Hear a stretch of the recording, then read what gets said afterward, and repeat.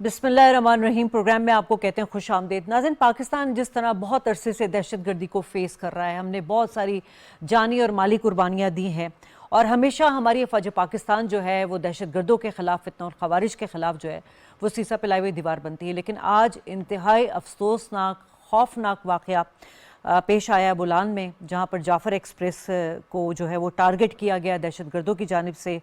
मासूम मुसाफिरों को, बच्चों को, ख़वातीन को यरगमाल बनाया गया और अब तक की इत्तलात के मुताबिक हमारी जो सिक्योरिटी फोर्सेज है वो भरपूर जवाबी कार्रवाई कर रही है और इंशाअल्लाह ताला बहिफ्ज़ अमान सबको साथ खैरियत निकाल भी लिया जाएगा। नाज़रीन, सब जानते हैं कि पाकिस्तान जो है वो बार बार दहशतगर्दी के ख़िलाफ़ आवाज़ उठाता रहा है आलमी फोरम पर भी, और यकीनन अफ़गानिस्तान में जो दहशतगर्दी के लिए ज़मीन इस्तेमाल की जाती है उस हवाले से भी बारहा सबूतों के साथ जो है वो आलमी फोरम पर डोजियर्स पेश कर चुका है, सबूत पेश कर चुका है। और इस वक्त भी इत्तलात ये हैं कि जो हमारे सलामती कौंसिल के पाकिस्तान के जो मुस्तकिल मंदूब सफ़ीर जो हैं मुनीर अकरम साहब, उन्होंने यूनाइटेड नेशन की सलामती कौंसिल में एक बार फिर जो है वो दहशतगर्दी के ख़िलाफ़, टेररिज्म ग्रुप के ख़िलाफ़ जो है, बिलखुसूस TTP की मौजूदगी के ख़िलाफ़ उन्होंने कहा है कि 6000 के करीब जो हैं वो दहशतगर्द मौजूद हैं। 20 से ज़ायद जो है अस्करियत जमातें वहाँ पर मौजूद हैं जो अफ़गानिस्तान की सरजमीन से पाकिस्तान की दहशतगर्दी में मुलविस हैं, जिसमें KPK को टारगेट किया जा रहा है, जिसमें बलूचिस्तान को टारगेट किया जा रहा है। बड़ी तशवीश की बात है, बात की गई है आलमी फोरम पर भी और इधर हमारी जो सिक्योरिटी फोर्सेज हैं वो कामयाब कार्रवाई भी कर रही हैं। लेकिन आज हम ये डिबेट करेंगे कि इन तमाम सूरत हाल को कितनी संजीदगी से लेने की ज़रूरत है, क्योंकि हमारे जो फ़ौज पाकिस्तान और सिक्योरिटी फोर्सेज जो हैं वो तो रोज़ाना की बुनियाद पर अपनी शहादतें देख के मुल्क का दिफा कर रहे हैं, दुश्मनों को नेस्तो नाबूद कर रहे हैं। लेकिन कौन सी ऐसी पॉलिसी बनाने की इस वक्त ज़रूरत है, कौन सी कॉम्प्रहेंसिव किस्म की पॉलिसी बनाने की ज़रूरत है, कौन सी यकजहती की ज़रूरत है जिससे हम इन दहशतगर्दों का कला कमा कर सकें। अपने मेहमानों का तारुफ करा दूं। मेरे साथ इस वक्त स्टूडियो में मौजूद हैं, पाकिस्तान मुस्लिम लीग नून से ताल्लुक़ है सरदार शाहजहां यूसुफ साहब, हमारे साथ सीनियर तजियाकार मौजूद हैं अब्दुल्ला हमीद गुल साहब, हमें ज्वाइन कर चुके हैं major general retired Zahid Mahmood साहब। बहुत शुक्रिया आप तमाम मेहमानों का।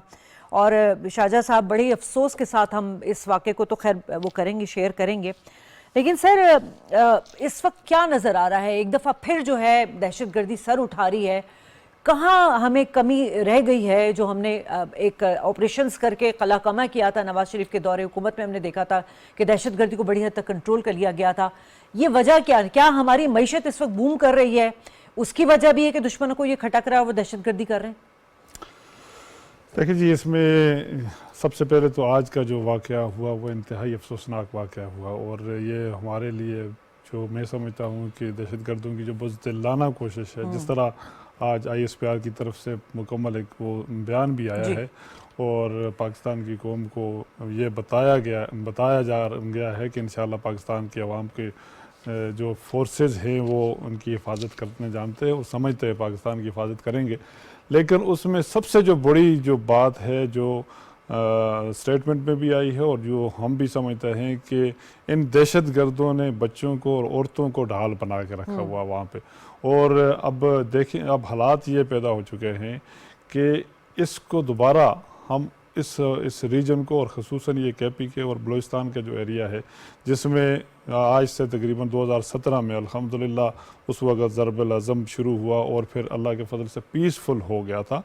फिर कुछ ऐसे अवामिल आए, कुछ हालात ऐसे बने कि मुस्लिम लीग की हुकूमत नहीं रही, लेकिन वो तसलसल अगर जारी रहता तो आज अल्लाह के फजल व करम से हम वो स्टेबल पोजीशन में रहते हम। लेकिन कुछ लोग आए, होना तो ये चाहिए था कि जो हालात भी होते, हुकूमतें आती जाती रहती हैं, लेकिन स्टेट की अपनी जो एक वो है, नेशनल पॉलिसी को बिल्कुल छेड़ने की ज़रूरत नहीं थी। लेकिन हमने यहाँ पे वो देखा कि फिर वो जो अफ़गानिस्तान में जो कुछ हुआ, फिर उस वक़्त अफ़गानिस्तान में जो यहाँ की उस वक़्त की लीडरशिप ने जो बातें की कि वो उसकी बेड़ियाँ तोड़ दी गई और ये हो गया, आज़ादी आ गई। लेकिन यही चीज़ जो है उसने क्लिक की और उसी के बाद दहशतगर्दी का सिलसिला शुरू हुआ और आज जो कुछ हो रहा है वही हम भुगत रहे हैं और आज हमारी अवाम और हमारी सिक्योरिटी फोर्सेस और हमारे लोग वो भुगत रहे हैं। तो इसको ख़त्म करने के लिए कौम को इकट्ठा होना होगा और कौम इकट्ठा होगी और कौम पाकिस्तान के फोर्सेस के साथ होगी। और जो लोग इंटरनेशनली, मैं इसमें ये बात ज़रूर करूँगा कि ये अभी मॉडर्न जो दौर आ गया है, सोशल मीडिया का जो दौर आ गया है, जी। इसमें जो डिजिटल टेररिज्म है, ये भी मैं समझता हूँ कि हमारे लिए बड़ी ख़तरनाक है। जो लोग पाकिस्तान से बाहर हैं, वो पाकिस्तान से भगोड़े हैं और वो जाके वहाँ से इसको हवा देते हैं और पाकिस्तान की स्टेट को बदनाम बिल्कुल करने की सही। कोशिश करते हैं। हमारे देखें, एक तो स्टाइल मुल्क है ही है, दूसरा अफ़गानिस्तान से जो कुछ इस वक्त हो रहा है, अफ़गानिस्तान ने, आप आगे प्रोग्राम में बात भी करेंगे, लेकिन अफ़गानिस्तान ने इस लिहाज से वो जो है तहरीक तालिबान पाकिस्तान का जो वो उसको उन्होंने प्रोटेक्शन दी, उसके ख़िलाफ़ कोई कार्रवाई नहीं की। पाकिस्तान ने बार बार यहाँ बायलैटरल भी और इंटरनेशनली भी उससे बात की है, लेकिन वहाँ से कोई खातर खा इसका रिस्पांस नहीं हुआ। अगर वहाँ से रिस्पांस हो जाता तो ये मामलात, ये जो प्रोग्राम, ये जो इश्यूज़ हैं, ये इश्यूज़ अब तक ना होते। ठीक है जाहिद साहब, यकीनन बड़ा ही अफसोसनाक वाक़या है और अल्लाह करे कि इनको सबको रेस्क्यू कर लिया जाए, तमाम मुसाफिरों को। सर, बड़ा इंपॉर्टेंट सवाल, हम बार बार ये बात करते हैं कि दहशतगर्दों का तो कोई इंसानियत ही नहीं होती, उनमें तो दीन होना तो बड़ी दूर की बात है। माह रमज़ान में ये दूसरा अटैक है, बनू कैंट में हुआ 4 मार्च को और अब ये है। लेकिन सर, एक जो इम्पॉर्टेंट चीज़ है वो ये कि जो सामने दुश्मन होता है उसको तो टारगेट करके मार दिया जा सकता है, लेकिन जो पीठ पीछे जो दुश्मन होते हैं, जिसे हम कह रहे हैं डिजिटल टेररिज्म, जैसे कि अभी शाहजहां साहब ने भी बात की, ये कितना मुश्किल चैलेंज होता है? देखिए शादिया, पहले तो नहायत ही अफसोसनाक वाक़या, और अभी आई एम श्योर कि वहाँ पे चीजें चल रही हैं और काफी क्लियरेंस इंशाल्लाह will have a good news. But anyways एक बड़ा ही खतरनाक वाक़या है, और इसको मैं ये कहूंगा कि ये अभी ये जो वॉर है, वॉर पाकिस्तान के खिलाफ जो इम्प्लीमेंट हुई है, this is little beyond these groups, ये फितरा अल खवारिज, ये तो। सर, मैं जाहिद साहब आपको इंटरप्ट करके एक खुशखबरी सुनाऊंगी कि 80 यरगमाल मुसाफिरों को सिक्योरिटी फोर्सेस ने दहशतगर्दों से रिहा करवा लिया है। अच्छा, और जिनमें मर्द और खवातीन और बच्चे भी शामिल हैं। Sir, this is very good. इंशाल्लाह देखे, डिटर्मिनेशन है। शादिया, मैं जो बात कर रहा था ना, इसको थ्रेट को, पूरे स्पेक्ट्रम को समझना होगा। This is not an ordinary event. आज का ये इवेंट जो है, ये ऑर्डिनरी इवेंट नहीं है। अच्छा, इसके पीछे देखिए जो कमेंट्री, अभी आप, आई डोंट नो कि आप लोग इंडियन मीडिया फॉलो कर रहे हैं या नहीं कर रहे। जब से ये इंसिडेंट शुरू हुआ है, उसके थोड़ी देर बाद जिस तरीके से लाइव कमेंट्री वहां से आ रही थी, और ऐसे लग रहा था कि जैसे वो लोग वहां पे मौजूद हैं। हाँ। और उनके तमाम गेस्ट, उनके जो एक्सपर्ट्स हैं, हर कोई एग्जैक्ट फिगर्स के साथ, और फिगर्स ऐसे दे रहे थे जैसे उनको कोई फीड कर रहा है। तो दिस वाज नॉट, ये आप हिंदुस्तानी मीडिया की बात कर रहे हैं ना, सोशल मीडिया की? मैं हिंदुस्तानी मीडिया की बात कर रहा हूँ, जिस तरीके से लाइव कमेंट्री शादिया कर रहा था। जी, वो हम बुज़दिलाना हमले के बाद से ही उन्होंने कमेंट्रियां शुरू कर दी हैं सोशल मीडिया पे। जी, तो उसके साथ ही ये शुरू हो जाना, तो इसका मतलब है कि ये कोऑर्डिनेशन में यूनिफॉर्म चीजें हो रही थी। इधर उनके जो ग्राउंड उनके जो टेररिस्ट थे, वो यहाँ पे ये कार्रवाई कर रहे थे। उनको पहले इस चीज का बिल्कुल इल्म था, अभी तो हमें कोई शक नहीं रहा कि ये इवेंट होने वाला है। और जैसे वो कहते हैं ना, तैयारी करके बैठे हुए थे उस इवेंट की, तो वो जो ही अनफोल्ड होना शुरू हुआ, तो उसके साथ ही कमेंट्री शुरू हो गई। क्योंकि वो इसका जो एक पर्पस ये भी है कि इंटरनेशनल अटेंशन सीख की जाए बलूचिस्तान की।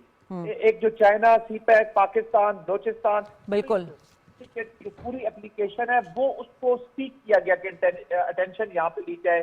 साथ ही जो डेवलप वर्ल्ड में हो रही हैं, या जो अफगानिस्तान के साथ अभी देखे ना, हमारी थोड़ी सी कोलैबोरेशन के चांसेस बड़े थे।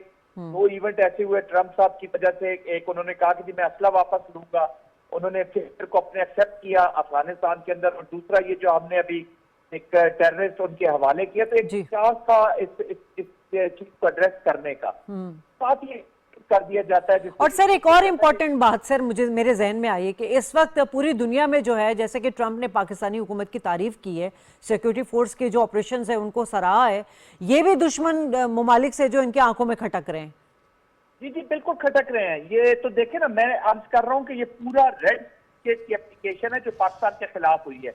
लेकिन having said all this, Afghanistan, India, ये बिल्कुल सामने है। अब्दुल्ला साहब, आपने भी आज सारा कुछ ये देखा है, ये जो बुज़दिलाना कार्रवाई है, और हम ओवरऑल बात कर रहे हैं कि दहशतगर्दी को तो हम उस वक्त ही मार सकते, दहशतगर्दों को तो मार सकते हैं, लेकिन दहशतगर्दी को ख़त्म करने के लिए अभी बहुत काम करने की ज़रूरत है। लेकिन सर एक इम्पॉर्टेंट बात यह कि मुनीर अकरम साहब ने उधर सलामती काउंसिल में ये मामला उठाया और आज जाफर एक्सप्रेस पर बुज़दिलाना हमले की जो दहशतगर्द हैं वो अफगानिस्तान में अपने मास्टरमाइंड के साथ जो है वो कनेक्टिविटी में थे।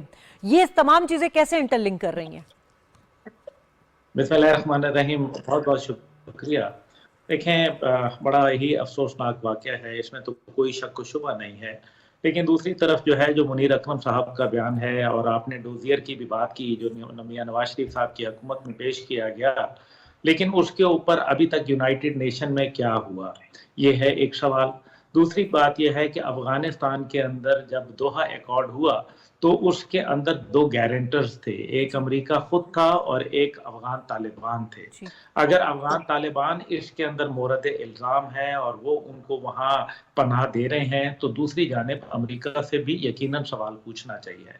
अब ये बातें तो बहुत पुरानी हो गई, मेरे ख्याल में इनसे बढ़ना चाहिए कि दुनिया देखे, उसके अंदर इंटरेस्ट ले। दुनिया नहीं देख रही, दुनिया कश्मीर के ऊपर भी खामोश हो गई, दुनिया बलूचिस्तान के पीछे, हम नहीं जानते कि बलूचिस्तान के पीछे कौन लोग बैठे हुए हैं और किसकी आशीर्वाद और किसकी ईमा पे ये हो रहा है। कौन जो है इस टाइम पे मगरिब का डार्लिंग बना हुआ है, ब्लू आइड बेबी है, तो वो इंडिया है।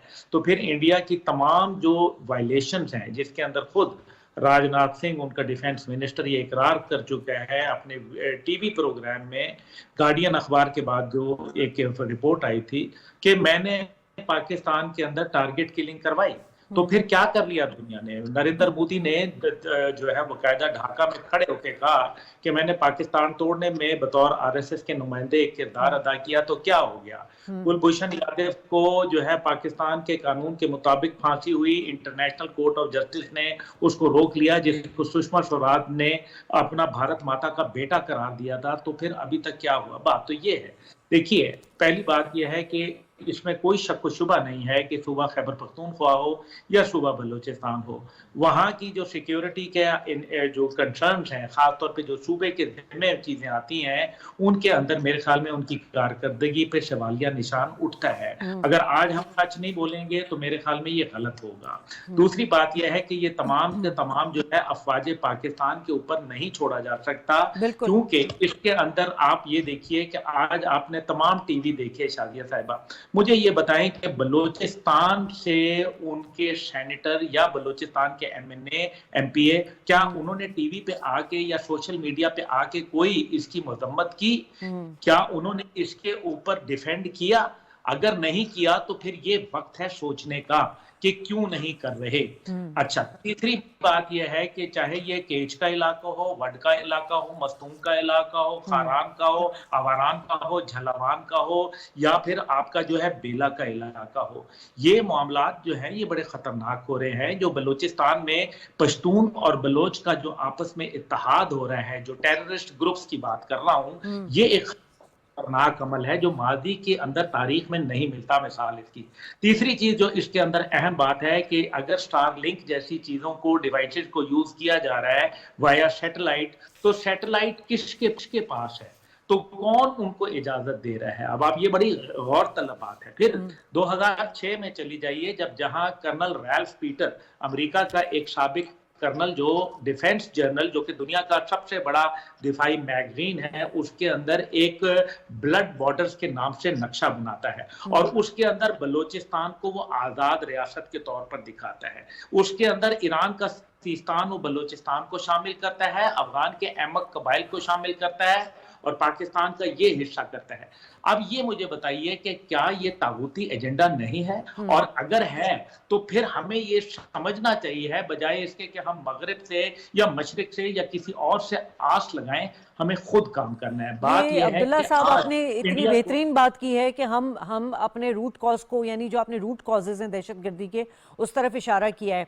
शाहजहां साहब, जियो पॉलिटिक्स तो चलो पाकिस्तान के खिलाफ जो है सो है, बट इन हाउस ऑर्डर होना बहुत ज़रूरी है इस वक्त। आर्मी पब्लिक स्कूल का वाक़या हुआ था, हमने देखा था कि उस वक्त तमाम जमातें जो हैं वो एक पेज पर आ गई थी और बेहतरीन ऑपरेशन भी किया गया था। उस वक्त नेशनल एक्शन प्लान भी और कुछ नेशनल पॉलिसी भी बनाई गई थी। लेकिन सर, ये तमाम चीज़ें हमें उस तरह परसू होते हुए नज़र नहीं आएंगी, रुक गई। और उसकी यकीनन वजह यही कि जो अदम इस्तेहकाम रहा, सियासी तौर पे मैं बात कर रही हूँ, वो बहुत ज़्यादा मैटर कर रहा था, क्योंकि जितने नॉन सेक्टर एलिमेंट्स थे उन्होंने उसी वक्त का फ़ायदा उठाया और उन्होंने उसी वक्त जो है पाकिस्तान को वो दोबारा मुनज़्ज़म हुए, जिनको ख़त्म कर दिया गया था हमारी फ़ौज पाकिस्तान ने ऑपरेशंस करके बेहतरीन पॉलिसी के ज़रिए, वो दोबारा मुनज़्ज़म हुए और दोबारा जो अब ये कार्रवाइयाँ कर रहे हैं।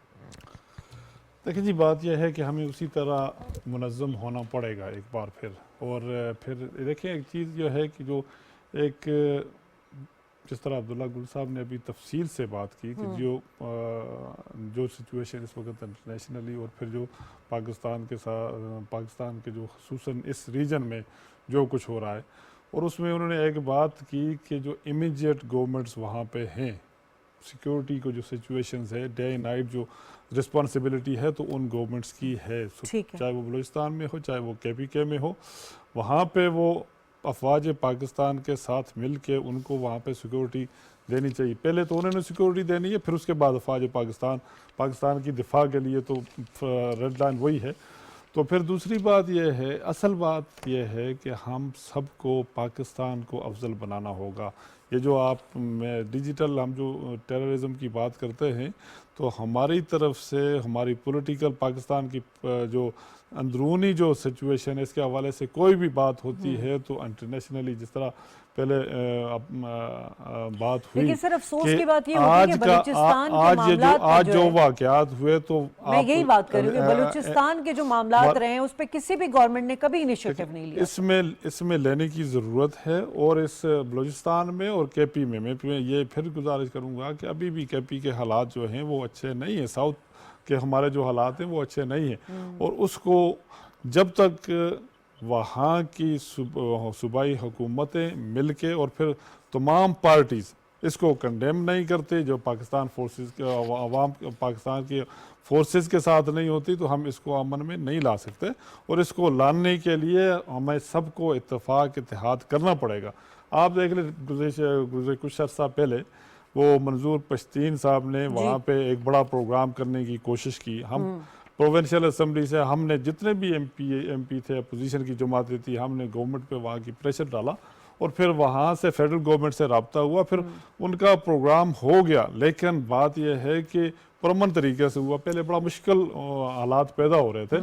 तो ये मैं समझता हूँ कि ये हमने अपने अंदर ये एक वो पैदा करना पड़ेगा, पार्टियों से बाला ताक जाना पड़ेगा और पूरे पाकिस्तान की हिफाजत करनी है, पाकिस्तान के अवाम की हिफाजत करने के लिए। ठीक है अब्दुल्ला साहब, मैं यही बात आपसे करना चाह रही हूँ कि इस वक्त अफगानिस्तान के साथ हमारी मेहमान नवाजी 40 साल रही है, लेकिन हमने तो एक तरह से उनके साथ भलाई की और उन्होंने बदले में हमें जो कुछ दिया वो मैं अभी बता ही चुकी हूँ आपको।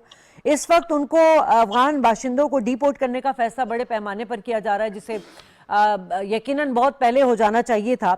और तकरीबन जो उनकी सरजमीन है जो हमारे लिए दहशतगर्दी के खिलाफ इस्तेमाल की जा रही है, उसके लिए पाकिस्तान अगर यूनाइटेड नेशन में सलामती कौंसिल में आवाज़ उठा रहा है, ठीक है, लेकिन और क्या कुछ करने की ज़रूरत है सर? ताज़िया साहिबा, देखें बात यह है कि पहली बात हमें ये समझना ज़रूरी है कि हम कोई रिएक्शन के तौर पर अफगान बाशिंदों को वापस नहीं भेज रहे।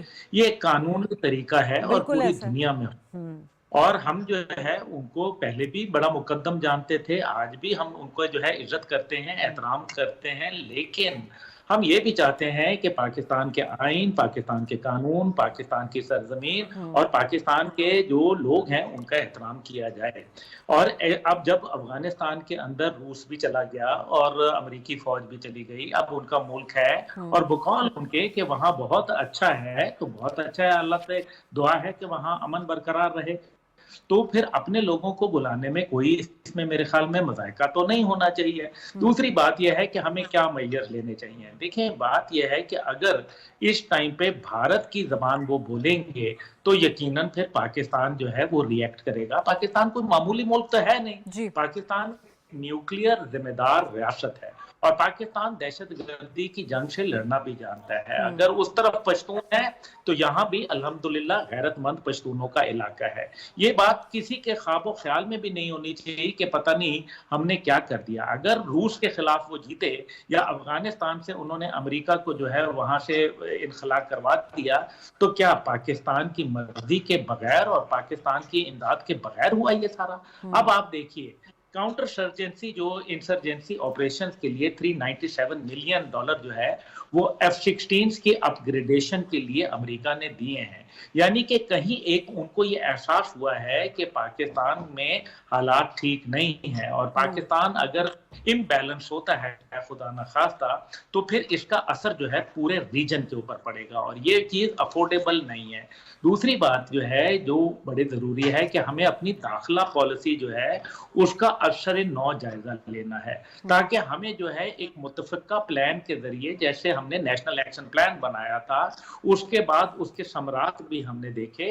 ये ठीक है, मतलब आज ये अगर दहशतगर्दी हो रही है तो क्या अमेरिका में नहीं हुई, क्या बरतानिया में नहीं हुई, क्या यूरोप के ममालिक में नहीं हुई, क्या भारत में 7 अभी रियासतें जो है वो दहशतगर्दी का शिकार नहीं है। तो ये सब हो रहा है, ये पाकिस्तान पे ही क्यों? देखिए इंडिया की जो बदमाशी है और उनका जो अमल है वो ये उनके एक्ट से वाज़े नजर आता है। पूरे इंडिया के अंदर एक भी ऐसा आदमी नहीं है जो बलोची हो या बलोची की जबान बोलता हो लेकिन उसके बावजूद एक बलोच रेडियो वहां चलाया जाता है। बरामदास बुगटी को बुला के गांधी की समाधि के ऊपर लेके जाया जाता है, उनको प्रोटेक्ट किया जाता है जनीवा के अंदर, दीगर जगहों पे उनको पैसे दिए जाते हैं। हमें ये मालूम है, ये बात शादिया साहिबा बहुत इंपॉर्टेंट है जो मैं करने वाला हूं। पहली बात यह है कि ये जो दहशतगर्द हैं इनका बलोचों से कोई ताल्लुक नहीं है। बलोच गैरतमंद कौम है। बलोच जो है वो अपनी औरतों को, महारंग बलोच को और शहरी बलोच को और माहल बलोच को और दीगर को आगे नहीं किया करते। वो औरतों के सरों पे दुपट्टे डालने वाले लोग हैं। दूसरी बात यह है बलोच बुज़दिल नहीं है जो इस किस्म की जाफर एक्सप्रेस के ऊपर औरतें और बच्चों को जो है वो निशाना बनाए। ये बेगैरती की ये अलामत है और बलोच बेगैरत नहीं है। इसलिए ये बलोचों के साथ इनको ना नथी किया जाए। ये चंद ऐसे बिगड़े हुए लोग हैं जिनको इनको तो बाकायदा नाम दे दिया गया है ना, ये तो इनको तो नाम दे दिया गया है। ये अलकायदा है, ये दाइश है, ये टीटीपी है, सारे वही लोग हैं। देखिए इसमें जो अहम बात है 5वें नंबर की दहशतगर्द तंजीम BLA है। और उसके लिए इंटरनेशनल कुव्वतों ने दीगर जैसे दाइश के खिलाफ ऑपरेशन हुए, ISIL के खिलाफ हुए, ISIS के खिलाफ हुए, इनके खिलाफ क्यों नहीं पाकिस्तान के हाथ मजबूत किए जाते? ये है सवाल। अब इन सब के बावजूद हमें यह फैसला कर लेना चाहिए कि दुनिया हमारी मदद के लिए नहीं आ रही। एक बात अब हमें इसका खुद करना है। अब अगर हमें तमाम जो सूबाई हुकूमतें हैं वो देखे ना, अब इस टाइम पे जो बलोच लीडरशिप है, जो इस टाइम पे बलोचिस्तान में पश्तून और बलोच जो हमारे नुमाइंदगान हैं, आज क्या उन्होंने इस तमाम वाक़यात से पहले 12 शहरों और 9 अजला पे एक वक्त में हमला हुआ था, ट्रेन का पुल उड़ाया गया था। उससे बाद में जो है वो रेलवे स्टेशन जो कि बिल्कुल 500 गज के फासले के ऊपर है, रेड जोन बलूचिस्तान के अंदर, क्वेटा के अंदर, उसके अंदर 36 फौजी जवान जो थे उनको शहीद कर दिया गया था। ये किसकी जिम्मेदारी है? क्या वहां की CTD किधर है? वहां की पुलिस किधर है?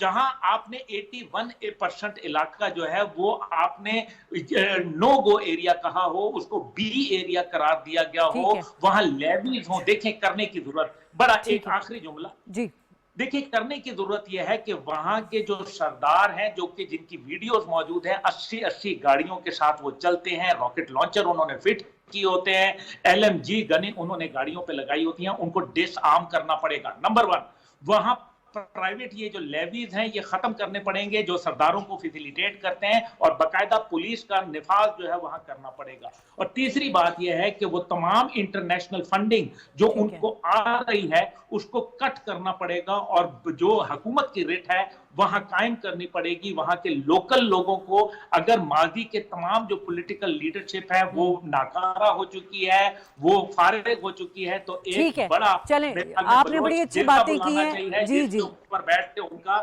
मुहासबा करना पड़ेगा। सद्देब आप कैसे? अब्दुल्ला साहब आपने तो बता दिया। जाहिद साहब अब ये जो हम देख रहे हैं कि अमेरिका जब गया, अमेरिका के जाने के बाद तो हम पे और ज़्यादा मुसीबत आ गई है। उनका जदीद असला वहाँ पर मौजूद है जो दहशतगर्दी के लिए इस्तेमाल हो रहा है। इस हवाले से पाकिस्तान हर हवाले से आवाज़ उठा चुका है।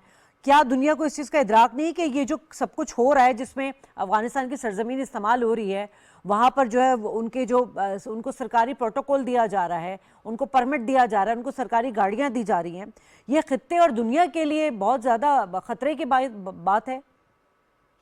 कि बिल्कुल देखें, पूरी दुनिया, पूरा रीजन अब इसकी लपेट में आ चुका है जी। मॉस्को के अगर आप बॉम्बिंग देखें तो उसका लिंक अफगानिस्तान से, अमेरिका के बीच में भी कुछ एक दो इंसिडेंट पिछले हुए जो उनका भी अफगानिस्तान से। और अभी देखिए पाकिस्तान के ये जो वीजा की पाबंदियां, और ये बेसिकली पाकिस्तान को भी जब अफगानिस्तान की नजर से लोग देखते हैं, और इस अफगानिस्तान की वजह से इंस्टेबिलिटी इन अफगानिस्तान, पाकिस्तान उससे सफर कर रहा है हर लिहाज से जी, इकोनॉमिकली, सोशली और मिलिटरीली। तो मैं कहता हूं कि अभी दुनिया को इसका अदराक जरूर है। अब हमने देखना यह है कि हम कितनी जबरदस्त तरीके से अपनी जो डिप्लोमेटिक मनूवर है हमारी, अभी हमारी डिप्लोमेसी का इम्तिहान है, अब हमारी पॉलिटिक्स का इम्तिहान है। काइनेटिक्स तो हम करते रहेंगे, पास में भी करते रहे, अब भी होता रहेगा जी। जो सिक्योरिटी के ऑपरेशन है वो होते रहेंगे। अब सुपीरियर पॉलिटिक्स का जरूरत है और सुपीरियर डिप्लोमेसी की जरूरत है, ताकि दुनिया को हम इसका बाबर कराएं और अलायंसेज और कोलिशन क्रिएट कर सके इस वॉर ऑन टेरर के ऊपर। लेकिन इसका यह मतलब नहीं है कि पाकिस्तान की रियासत इतनी शादियां कमजोर हो गई कि हम अपना रिस्पांस नहीं माउंट कर सकते। ये तो एक सजेशन है कि दुनिया को हमने जोड़ना है, लेकिन हमारी कैपेसिटी, कैपेबिलिटी भी है। उसके लिए हमने अपना, जो अभी अब्दुल्ला साहब भी थोड़ा सा इशारा करते हैं, अपनी गवर्नेंस को इंप्रूव करना है, अपनी लॉफेयर को इंप्रूव करना है।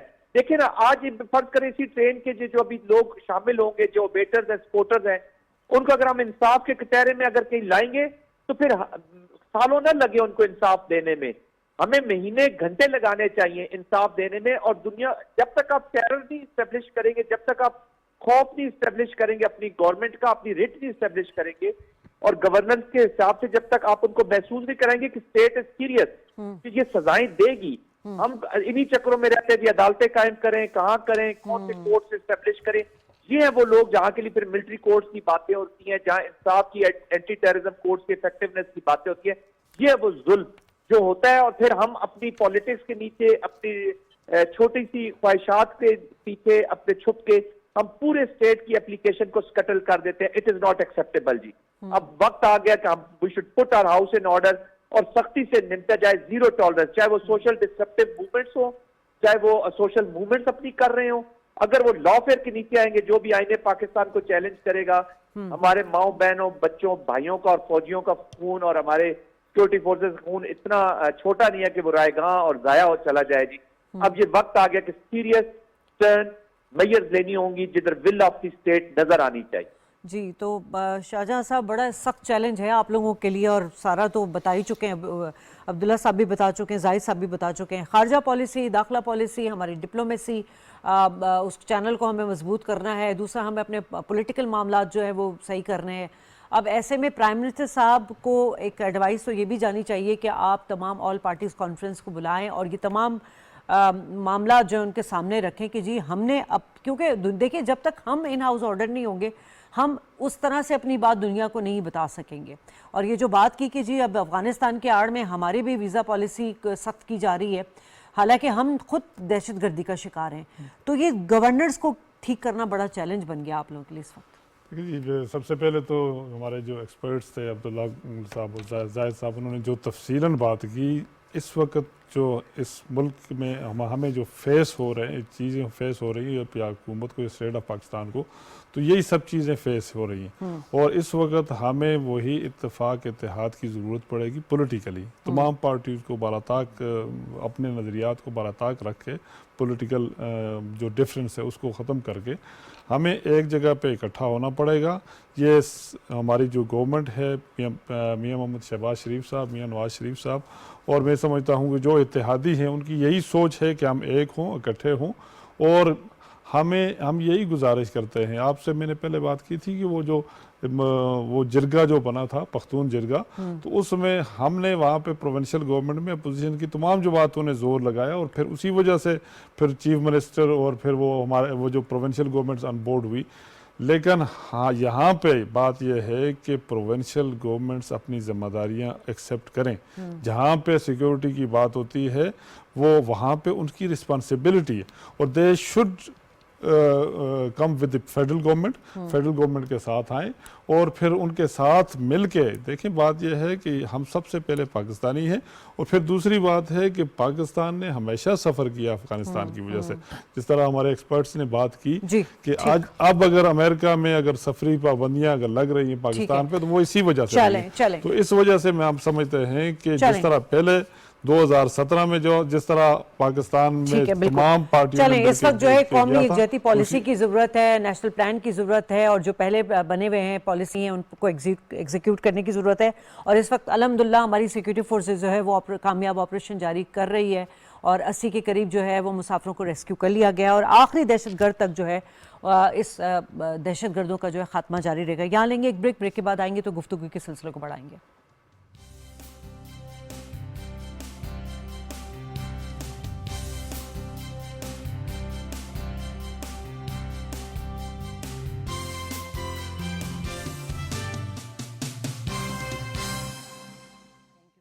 वेलकम बैक नाज़रीन। और बात करेंगे इस वक्त के रियासत मुखालिफ प्रोपेगेंडा जिससे अमन अमान की सूरत हाल ख़राब हो रही है और उससे कुछ सियासी मकासद भी इस्तेमाल किए जा रहे हैं। मुल्की और गैर मुल्की सोशल मीडिया जो प्लेटफॉर्म्स इस्तेमाल करके फेक बेबुनियाद और डिसइंफॉर्मेशन फैलाई जा रही है उसके खिलाफ जो है हुकूमत अब सख्त इकदाम कर रही है। और आज इसी हवाले से हमने देखा था कि JIT ने दोबारा जो कुछ पाकिस्तान तहरीक इंसाफ के रहनुमा थे 25 के करीब उनको बुलाया और उनसे कुछ आर्गूमेंट भी किए हैं। और आज इरफान सिद्दीकी साहब ने भी इसी हवाले से अहम बयान दिया है। उन्होंने कहा है कि जब पाकिस्तान तहरीक इंसाफ इस्टेब्लिशमेंट के साथ डील नहीं करना चाहती तो बात ही क्यों करती है। इसी पर बात करेंगे। पैनल का तारुफ करा दूं, मेरे साथ स्टूडियो में जो गेस्ट मौजूद हैं मलिक मंजूर साहब, तज़कियाकार हमारे साथ मौजूद है, सरदार शाहजहां यूसुफ साहब आपका पाकिस्तान मुस्लिम लीग नून से ताल्लुक़ है, इब्राहिम खान साहब पाकिस्तान तहरीक इंसाफ से हमें ज्वाइन कर चुके हैं। तीनों मेहमानों को खुश आमदीद कहना चाहूँगी। सबसे पहले सर हमारे साथ इब्राहिम साहब मौजूद हैं क्योंकि आज का दिन उनके लिए भी बड़ी अहमियत का हामिल रहा है और गुज़िश्ता 2-3 रोज़ से हम देख भी रहे हैं। सर आपको क्या नज़र आ रहा है कि कुछ दिन कबल बैरिस्टर गौहर को, अली अमीन गंडापुर को इस तरह की बाज़गश्त रही है खबरें कि बानिए PTI की रिहाई के लिए कोशिशें की जा रही हैं और उसी के तनाजुर में इरफान सिद्दीकी साहब ने जो स्टेटमेंट दिया है तो आप क्या क्लैरिफिकेशन देंगे? बिस्मिल्लाहिर्रहमानिर्रहीम। सबसे पहले तो मैं जो है मेरी दुआ है हम सब की एज अ पाकिस्तानी सब की दुआ है कि जो हमारे जाफर जो है वो उसको जो लोग अबडक्ट किए गए हैं वो अल्लाह पाक को अपने हिफ्ज़ व अमान में रखे और वो खैर वफियत अपने घरों को वापस आए। अब चलते हैं जी कि अली अमीन गंडापुर साहब या हमारे मौजूदा चेयरमैन जो हैं गौहर साहब, वो देखिए हर चीज का जो हल है वो कम्युनिकेशन के साथ और निगोसिएशन के साथ होता है। दुनिया में जितने भी मामलात हैं वो उनका एंड रिजल्ट ये है कि टेबल पे बात की जाए, लेकिन उस टेबल पे बात करने के जो पैरामीटर्स हैं उनमें जो मेन चीज आती है द पीपल हु मैटर। यही सिर्फ हमारा जो है वो मामला है कि हम चाह रहे हैं कि जो लोग मैटर करते हैं the ones who are decision makers उनके साथ बैठ के बातचीत की जाए। बातचीत करने का मकसद ये नहीं है कि कोई कंसेशन मांगे जा रहे हैं अच्छा या किसी किस्म का कोई डील की जा रही है। डील नहीं है, फेयर बेसिस पे फेयर बुनियादों पे मामला के तय होने से ही वो लॉन्ग लास्टिंग हो सकते हैं। डीलें ना पहले पाकिस्तान में कभी काम आई हैं ना फ्यूचर में कभी काम आएंगी। डीलें टेम्परेरी फेस होता है जो कि सादा अल्फाज में उसको डंग टपाऊ काम कहते हैं कि वो लोग करके अपने अपने मफादात के लिए जो है वो कर लिया करते हैं। जब कौमों के मुस्तकबिल के फैसले हों तो वहां पर बैठकर बातचीत होनी चाहिए और उस बातचीत को जो है सीरियसली लेके जो मुल्क के बेहतरीन मफाद में हो उसको लेके आगे बढ़ना चाहिए। जैसा कि हम अपने आप को क्लेम करते हैं कि हम एक डेमोक्रेटिक कंट्री है, तो पाकिस्तान में भी डेमोक्रेटिक नॉर्म्स को जो है वो सामने रख के चलना चाहिए और उन्हीं गाइडलाइंस को लेके जो कि दुनिया में प्रिवेल्ड रूल्स हैं ऑफ बिजनेस फॉर डेमोक्रेसी उसको लेके आगे बढ़ना चाहिए। ये वाहिद रास्ता है जिससे कि पाकिस्तान आगे बढ़ सकता है। ठीक है, क्लेम सिर्फ से चीजें ठीक नहीं हो सकती जब तक कि आप in true letter and spirit जो है डेमोक्रेसी की तरफ सॉलिड इकदाम ना उठाएं। ठीक है। तो शाहजहां साहब ये आज जो इरफान सिद्दीकी साहब का स्टेटमेंट चल रहा है तो क्या आप लोग बताना चाहेंगे कि वो तो कह रहे हैं कि कोशिशें तो होती हैं मगर कोई डील नहीं हो रही है, और अगर डील नहीं हो रही है तो फिर इससे पहले भी हमने देखा कि बानी पीटीआई ने 3 बार ख़त लिखा और उस पर आर्मी चीफ साहब का बड़ा स्ट्रेट फॉरवर्ड स्टेटमेंट था कि जी मुझे अव्वल तो ख़त नहीं मिला और अगर मिलता भी तो मैं कहता भाई हुकूमत को दे दें। सबसे पहले तो ये बात करूँगा जी कि इस मुल्क के जो हालात हैं, आप आज ये देख लें कि आज ये जाफ़र एक्सप्रेस का जो हादसा हो रहा है, ये हुआ है, जिस तरह से इसको किडनैप करने की कोशिश की गई है और फिर लोगों को उस तरह फिर वो रखा गया है। तो उसके अलावा फिर कुछ दिन पहले बनू में वाक़या हुआ, उस दिन 4 मार्च को, फिर उससे पहले अकोड़ा खटक में मौलाना अब्दुल्ला हकानी साहब हमारे कोलीग थे, हम 2002 में साथ में नेशनल असम्बली में मेंबर भी थे और बड़े अच्छे शख्स थे जी। और एक इस्लामी इदारे पे इतना वो हुआ, तो ये हमें समझ नहीं आती कि ये लोग इस्लाम के साथ या मुसलमानों के साथ या पाकिस्तान के साथ, ये किसी के साथ भी नहीं, ये स्टेट के मुखालिफ हैं, पाकिस्तान के मुखालिफ हैं, पाकिस्तान की आवाम के मुखालिफ हैं। इसको भरपूर तरीके से, जिस तरह हुकूमत पाकिस्तान या हमारे सिक्योरिटी इदारे कंडेम कर रहे हैं, हर किसी को खुल के इसको कंडेम करना चाहिए और तमाम पार्टीज़ को कंडेम करना चाहिए। दूसरी बात आपने जो की कि इस वक्त जो डील की बातें हो रही हैं, तो आप देख लें कि हमारी जो खालिफ पार्टी है पीटीआई के, जो मैं केपीके से हूँ और हम तो वहाँ केपीके में मेंबर हैं प्रोविंशियल असम्बली में, तो हम अपोजिशन वाले वहाँ पे यही कहते हैं, अपोजिशन की जमातें यही कहती हैं कि आपको एक गवर्नमेंट मिली है सूबे में, आप उस पर फोकस करें। अगर अली अमीन गंडापुर साहब वहाँ पे फोकस नहीं करते, वो इस्लामाबाद की तरफ चढ़ाई करते हैं, कभी लाहौर की तरफ चढ़ाई करते हैं, और अब वो चढ़ाई का सिलसिला अब ख़त्म हुआ तो अब ज़ाहिर है मिन्नत तरले शुरू हो गए, पहले ख़त लिखते रहे, फिर वो इदारों को ख़त लिखते रहे। जहाँ तक बात है एक पॉलिटिकल नॉर्म या डेमोक्रेसी की जो बात है, तो डेमोक्रेसी में तो ये होता है कि इदारे जो हैं वो मुकद्दम हैं, और ख़ुसूसन आपका जो पार्लियामेंट है, गवर्नमेंट के साथ बात करें, पार्लियामेंट में बात करें, वहाँ पार्लियामेंट का तकद्दस है। तो इस लिहाज से अगर बात करें, और मैं इस वक्त जो हमारे इदारे जो हैं और ख़ुसूसन आर्मी चीफ साहब, उनको खराज तहसीन पेश करूँगा इस लिहाज से कि उन्होंने ये बात की कि ये पॉलिटिकल जो मसाइल हैं, पॉलिटिकल मामलात जो हैं, ये पॉलिटिकल तरीके से आप हल करें। वो ख़त की जहाँ तक बात हुई, ख़त लिखा गया, और क्योंकि यही बाज़ गश्त रही काफ़ी अरसे से, तो अब ख़त के बाद अब यह है जी कि हमारी कोई डील हो रही है। तो डील किस बात की हो रही है, ये हम भी जानना चाहते हैं, पूरी कौम भी जानना चाहती है, क्योंकि बेसिक डील तो यही है कि आप पॉलिटिकल लोग हैं, इलेक्शन में आए, इलेक्शन से फिर पार्लियामेंट में आए, पार्लियामेंट में बात करें, पार्लियामेंट आपके पास खुला एक फॉर्म है, और फिर इदारों को अपना काम करने दें जो इदारे काम करते हैं, और इस मुल्क के जो मुश्किल हालात हैं या मुश्किल जो सिचुएशन है उससे निकालने दें। मलिक साहब, ये तो बड़ा अलमिया रहा है, क्योंकि आज का दिन भी इतना अफसोसनाक है और इस वक्त दहशतगर्दी भी एक तरह से फिर सर उठा रही है।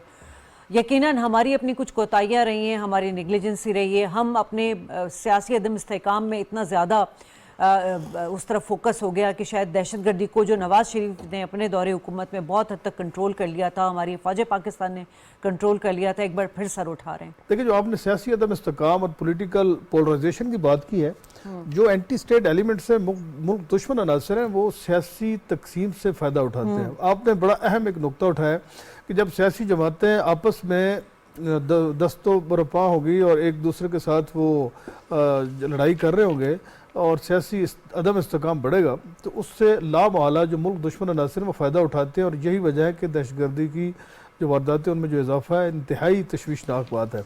तो दूसरी तरफ आप ये देख लें कि पीटीआई अगर मजमूम सियासी मकासद के लिए अपने ही कौमी रियासती इदारों को मुलायम करने की जो उनकी कैंपेन है, उसकी जितनी भी कंडमनेशन की जाए वो काम है। देखिए, सियासतदानों को जरूर करनी चाहिए, लेकिन सियासतदानों का काम है कि आपस में मुकालमा करें। जिस तरह सरताज हमने बहुत अच्छी बात की कि सियासतदानों का काम है कि आपस में डायलॉग करें, बातचीत करें, हम तफहीम से मसाइल हल करें और पॉइंट ऑफ नो रिटर्न पर ना जाए, यानी कि सियासी इख्तलाफात इस हद तक ना जाए कि एक सूबे का वज़ीर आला रियासती वसाइल को लेकर वफाक पे चढ़ाई कर दे, आए रोज डी चौक धरना और ये जलाओ गिराओ और इस तरह की जो सियासत है, मुल्क को नाकाबिल तलाफी से नुकसान हुआ है। और हम ये देख सकते हैं कि जो मुआशी नुकसानात है वो बहुत ज्यादा है, क्योंकि जब सियासी अदम इस्तेकाम पैदा होता है तो मुल्क मुआशी बहरान का शिकार हो जाता है। तो अब PTI की क़यादत को ये समझना चाहिए कि जितने जलाओ गिराओ की सियासत उन्होंने की है और वफाक पे बार हाथ चढ़ाई की, उससे उनको हासिल क्या हुआ है।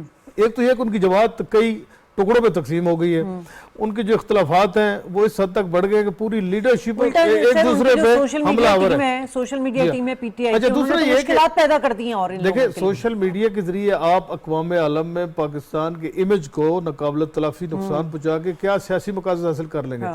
सेकेंडली ये है कि जो रियासती इदारे इस वक्त दहशतगर्दी के नासूर के खात्मे के लिए अपनी जानों के नजराने दे रही है, आप अफवाज पाकिस्तान को, रियासती इदारों को, इंटेलिजेंस ऑर्गेनाइजेशन को बदनाम करके कौन से मकासद हासिल करना चाहते हैं। और एक तरफ आप उन पे हमलावर हो रहे हैं, दूसरी तरफ आप चाहते हैं जी एस्टेब्लिशमेंट से कोई साजबाज हो जाए, बातचीत हो जाए। तो इरफान सिद्दीकी साहब का बयान इंतहाई अहमियत का हामिल है कि अगर आप एक तरफ आप अफवाज पाकिस्तान को बुरा भला करें, दूसरी तरफ आप एस्टेब्लिशमेंट से बातचीत के हामी हैं। देखिए, आर्मी चीफ ने, हमारी अस्करी क़यादत ने बारहा वाज़ेह किया कि सियासतदानों का काम है आपस में बातचीत करें और मसाइल हल करें, हमारा सियासत से कोई तल्लुक नहीं है। और वो बिल्कुल इस बात पे वाज़ेह कर चुके हैं कि उनका सियासत से लेना देना नहीं है। लेकिन एक सियासी जमात को, अस्करी क़यादत को सियासत में डालने की या मुलविस करने की क्या ज़रूरत है। तो एक तो ये बात है कि पॉलिटिकल जो मैच्योरिटी है वो वक्त की ज़रूरत है, और अगर सियासी अफवाम तफहीम और इस तरह सियासी पुख्तगी का मुजाहरा नहीं किया जाता तो मुल्क को और नुकसान होगा। क्योंकि इस वक्त देखें पाकिस्तान को मल्टीपल चैलेंजेस का सामना है। अगर आप देखें दाखिली खारजी मामलात, खित्ते की सूरत हाल, अफगानिस्तान के साथ हमारे मामलात, इंडिया के साथ मामलात, तो सबसे बढ़कर लॉ एंड ऑर्डर सिक्योरिटी की जो बिगड़ती सूरत हाल है वो वफाक के लिए, रियासती इदारों के लिए एक बहुत बड़ा चैलेंज है। और यही हम देख सकते हैं कि काउंटर टेररिज्म के लिए वफाकी हुकूमत तमाम तरह इकदाम करी। और सबसे ज्यादा मुतासरा सूबा तो सरदार साहब आपका KPK है।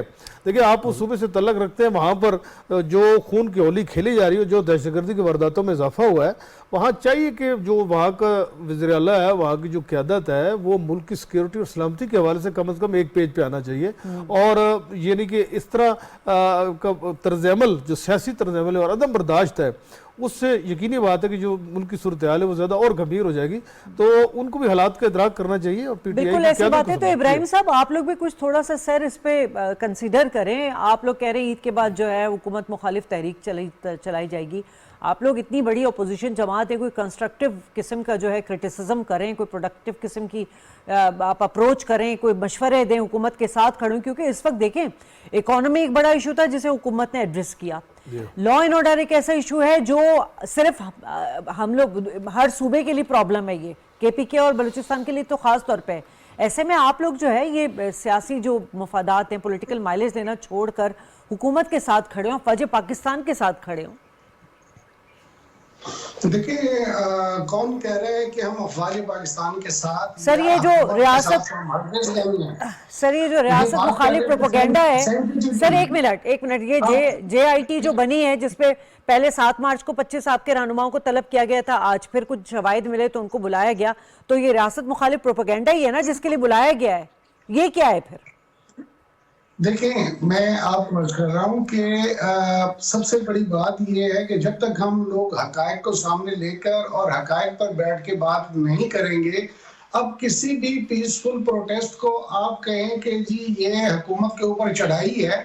हमारे दौरे हुकूमत में मौलाना फजलुर रहमान साहब आए थे, और बल्कि जब वहाँ पे बारिश हो गई, सर्दियों के दिन थे, तो हमने वहाँ पर एम्बुलेंसेज और कंबल और पता नहीं क्या क्या कुछ उनको असिस्ट करने के लिए दिया था कि उनका बुनियादी हक है कि वो अपनी, फिर वो जितना दिन बैठना चाहा उन्होंने वो बैठे रहे। बिलावल भुट्टो साहब कराची से शुरू हुए अपना, अरे तो सर आके आप लोग भी बैठ जाते हैं ना। 9 मई को, 26 नवंबर को ये जो आप लोगों ने किया है वो रियासत मुखालिफ काम किया है ना आपने। हमारे अफवाज पाकिस्तान, हमारे शोधाओं के तशक्कुस को पामाल किया, उनकी बेहुरमती की है। सर ये तो नहीं किया ना किसी ने कभी। देखिए, इसकी हम फ्रॉम डे 1 हमने कहा था कि जिन लोगों ने किया है उनको उसकी सजा मिलनी चाहिए। आप इसका ब्लेम हमारे ऊपर कैसे दे रहे हैं?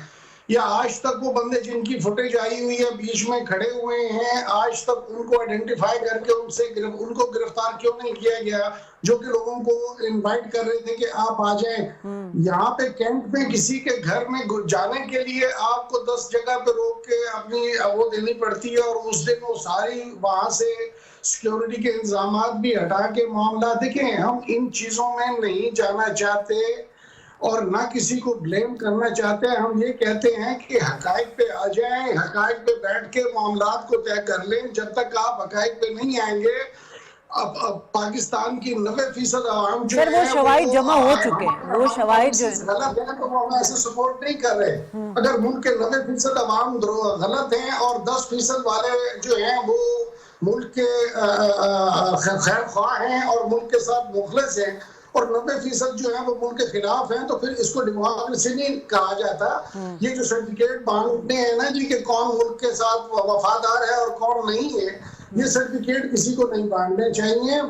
हकाइक पे बैठ के बात करनी चाहिए। सर आप हकाइक की बात कर रहे हैं तो मेरा ख्याल है आपने शायद वो वीडियो क्लिप्स देखे नहीं है 9 मई के, जो पूरी दुनिया देख चुकी है, जिसमें आपके पीटीआई के जो पीटीआई के रहनुमा जो है वो तो आपके कारकुनान को बरगला रहे हैं कि आईजी सेक्टर कमांडर हाउस पर हमला करें। ये तो सारे ऑन रिकॉर्ड मौजूद हैं सर। मैं जो अर्ज कर रहा हूँ, मुझे तो वो वीडियोस भी याद हैं जिसमें मियां नवाज शरीफ साहब बाई नेम हमारे अस्करी इदारों के सरबराहान और उनके इदारे के मजीद झेली सरबराहान के बाई नेम ले के कह रहे थे कि ये कर रहे हैं वो कर रहे हैं। हमने तो कोई ऐसी बात नहीं की है। अच्छा। हम तो कह रहे हैं कि आए बैठे और मुल्क को जरा इसका जवाब हम शाहजहां साहब से ले लेते हैं। जी शाहजहां साहब। अच्छा जी, एक तो इनकी मैं बात सुन रहा था तो उसमें उन्होंने 2-3 बातें की। एक बात तो ये की कि सिक्योर जो प्रोटेस्ट हुई, इससे पहले तारीख में प्रोटेस्ट होती रही है। मौलाना फजल रहमान साहब ने भी की, उससे पहले भी होती रही। फिर 2014 में इनकी पार्टी का एक रिकॉर्ड है कि इन्होंने प्रोटेस्ट की, पूरे लाहौर से यहाँ आए और फिर उस वक़्त भी हमारी हुकूमत थी, हुकूमत ने मुकम्मल तौर पर इजाज़त दी। यहाँ पे हम इस मुल्क में सुप्रीम कोर्ट के गेट पे, पार्लियामेंट के गेट को फलांग के उसके ऊपर वो फलांगा गया उस वक़्त, और फिर लोगों को यहाँ 126 दिन बिठाया गया।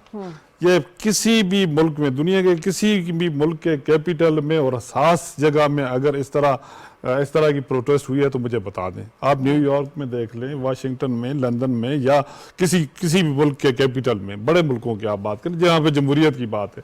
जिन्होंने जब जमहूरियत की बात की, जमहूरियत ज़रूर एक चीज़ है लेकिन उसके साथ एथिक्स भी हैं और उसके साथ साथ आपने मुल्क का जो कॉन्स्टिट्यूशन है, लॉ है, और फिर इदारे जो हैं, और फिर आवाम का सबसे बड़ा सोचना है, पाकिस्तान का सोचना है। अब ये देखें कि मेरा एक सूबा है, मेरे मुल्क का एक सूबा है, वो वहाँ के चीफ एग्जीक्यूटिव उसकी पूरी मशीनरी, पुलिस, सिक्योरिटी उसको लेकर कभी लाहौर लेके फिरते हैं। मेरे सूबे की आवाम के पैसों की जो रेस्क्यू 1122 की गाड़ियाँ अभी भी यहाँ इस्लामाबाद में खड़ी हुई हैं, वो किस वजह से कि वहाँ के चीफ के एग्जीक्यूटिव ने यहाँ पे आके उनको गाड़ियों को यहाँ पे फंसाया। फिर वहाँ से देखें ये पीसफुल ये जो प्रोटेस्ट इन लोगों ने की है, इसको कहीं भी तारीख में कहीं भी आप देख ले, दुनिया में किसी जगह पीसफुल प्रोटेस्ट नहीं कहा जा सकता। जिन लोगों के पास असला हो, जो मशीनरी हो, पूरे इक्विप्ड हो के आए हों। दूसरी बात यह है कि अगर आप देख लें 9/11 की फुटेजेस सीरियस हैं, स्टेट के खिलाफ है और स्टेट के खिलाफ बात की है, सीनियर लीडरशिप तक उन्होंने बात की है। लेकिन फिर भी मैं समझता हूँ कि स्टेट ने जो अपना एक किरदार अदा किया है, उसने बड़े तहम्मुल के साथ, बर्दाश्त के साथ इतना अरसा वो केसेस को जो चलाया गया, इसीलिए चलाया गया है कि शायद कि अभी ये राय रास्त की तरफ आ जाएं और फिर इस मुल्क के लिए। लेकिन हुआ यह है कि उल्टा अब भी सोशल मीडिया के जरिए जो लोग यहाँ पे हैं, यहाँ पे नहीं तो बैरून मुल्क हैं, जो भगोड़े हुए हैं यहाँ से, कोई न्यूयॉर्क में बैठा हुआ है, कोई लंदन में, कोई पेरिस में, कोई किसी और मुल्क में, वहां से पाकिस्तान के खिलाफ जो बातें कर रहे हैं आप देख लें यूट्यूब पे या बाकी सोशल मीडिया, फेसबुक, वहां पे तो आप वो लोग जब वहां पे बैठे हुए हैं, वो पाकिस्तान से बाहर जाकर जो है पाकिस्तान के खिलाफ क्या क्या बातें करते हैं, वो पाकिस्तान के खिलाफ कितना बड़ा प्रोपेगेंडा हो रहा है। तो ये चीजें अगर देखें ना, बात यह है कि इब्राहिम साहब ने, हमने पाकिस्तान में रहना है और जो लोग वहां पे जाके प्रोपेगेंडा कर रहे हैं उन्हें पाकिस्तान के वफादार नहीं है और उनको उसी तरह ट्रीट किया जाए जो लोग पाकिस्तान की वफादार नहीं है। ठीक है, यकीनन इब्राहिम साहब आपने भी बात सुनी होगी। मैं इसको कंक्लूड इस तरह करूंगी कि भाई इस वक्त जो है, जो हमें दहशतगर्दी का जी इतना सर, सा शॉर्टली कहना बोल चाह रहा दीजिएगा। था कि जिस पार्लियामेंट की बात करते हैं उस पार्लियामेंट के अंदर घुस के पार्लियामेंटेरियंस को तीतर और बटेरों की तरह जब पकड़ा जाएगा तो उस पार्लियामेंट का तकद्दुस कहाँ चला गया, या उस पार्लियामेंट के तकद्दुस सुप्रीमेसी ऑफ द ठीक है जी, पार्लियामेंट कहाँ ठीक चली है जी। गई। डिस्कशन आपने मुलाहिजा की और यकीनन पाकिस्तान को बहुत सारे चैलेंजेस का सामना है जिसे वो फेस भी कर रहा है, और हमारी जो सिक्योरिटी फोर्सेज हैं, जो हमारे रियासती इदारे हैं, वो रोज़ अपनी जानों का नजराना पेश करके फितनौल खवारिज को जो है वो जहन्नुम वासिल करते हैं। लेकिन रही बात डिजिटल दहशतगर्दी की, तो इसको हम सबको मिलकर इससे निमटना होगा। प्रोग्राम से इजाज़त, अल्लाह ने के बाद।